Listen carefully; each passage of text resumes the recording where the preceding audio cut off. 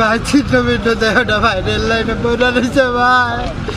আমার ভাই মরার আগে একটা স্ট্যাটাস দিয়া দুটিয়া থেকে গেছে ভাই। আমি রাত্রে আইছি আমার বাইরে খুঁজতে রেল লাইনে, আমি পাই নাই। আমার বাইরে ফোন দিয়া কইছি ভাই আমি শেষবারের মতো তোমার একটু মুখে চড়ে ধরতে চাই, আমি কই তুমি আমার বলো আমি আসি।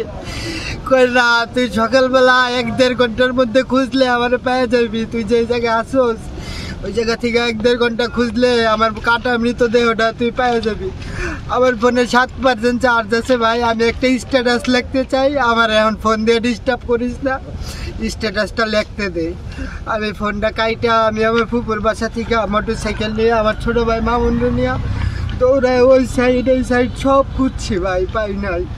রেল লাইন দিয়া ওই মসজিদ পর্যন্ত আসছি হাঁটতে হাঁটতে, ক্রসিংয়ে মোটর সাইকেলটা রাখা, পরে মোটর সাইকেল দিয়ে এই পর্যন্ত আসছি।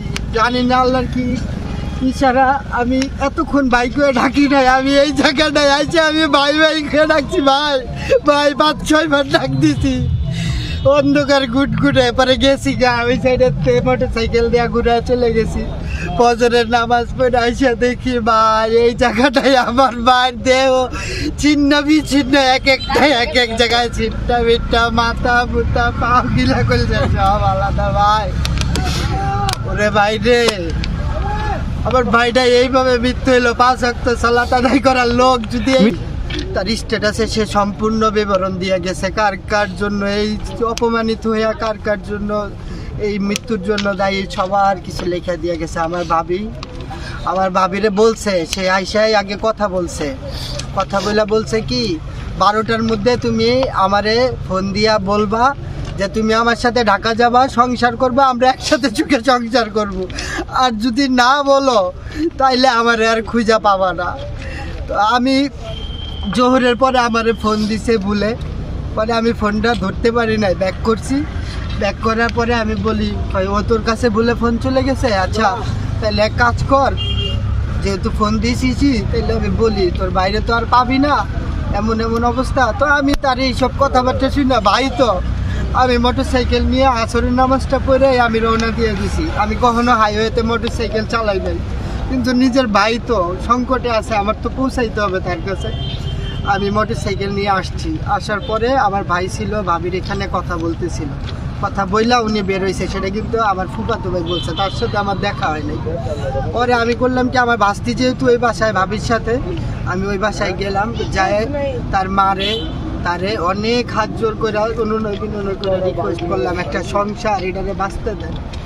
মানুষের সংসারে থাকলে অশান্তি হয়, প্রত্যেকটা সংসারে ঝগড়া বিবাদ হয়, কিন্তু সেই ঝগড়া বিবাদের কারণে একজন আরেকজনের ছেড়ে চলে যাবে, এটা কিন্তু ঠিক না।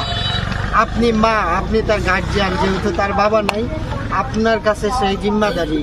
আর একটা ভাইয়ের কাছে একটা বোন হয়েছে আমানত। আপনারা যদি সাহস দিয়া তারে ঘরে রেখে দেন তাইলে উনি তো সাহস পাবে, উনি স্বামীর সংসারে তো যাবে না। আপনারা এতদিন 7 বছর সংসার করার পরে কোনো অসুবিধা নাই।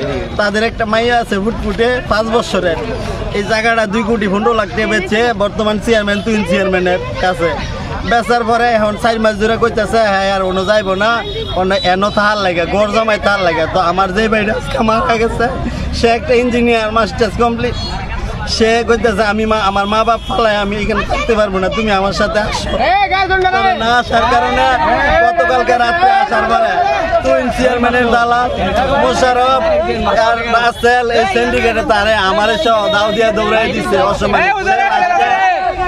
লাস্টে সে ভিক্ষা চাইছে যে আমার সন্তানটা আমার মেয়েটার একটু দেখতে দেন, দিচ্ছে না দেওয়ার কারণে সে তার ফেসবুকে স্ট্যাটাস দিয়ে সে রাত্রে 12টা বাজে ট্রেনের তলে আত্মহত্যা করছে। আমি সবার কাছে বিচারটা চাই, আমার ভাইয়ের বিচারটা যেন বর্তমান সরকার সবাই করে। গত সকাল 7:30 ঘটিকায় আমি সংবাদ পাই যে একজন অজ্ঞাত পুরুষ বয়স অনুমান 40 বছর এর মৃতদেহ পুরানগাঁও সাকিনে ভৈরবগামী রেললাইনের উপর পড়ে আছে, বিকণ্ড অবস্থায় পড়ে আছে। আমি সংবাদ পাই সঙ্গীয় ঘটনাস্থলে আসি, আইসা দেখি মৃতের ভাই ঘটনাস্থলে আছেন, মৃতের ফুফাতো ভাই ঘটনাস্থলে আছেন, মৃতের পরিচয় শনাক্ত হয়েছে। ঢাকা থেকে ছেড়ে আসা টুনা নিশিতা এক্সপ্রেস ট্রেনে রাত্রের 12:35 ঘটিকায় মৃত্যুবরণ করেছে। আইনগত ব্যবস্থা প্রক্রিয়াধীন আমরা সুরতাল প্রক্রিয়া সম্পন্ন করেছি। লাশ ময়নাতদন্তের জন্য নরসিংদী সদর হাসপাতাল মর্গে প্রেরণ করি।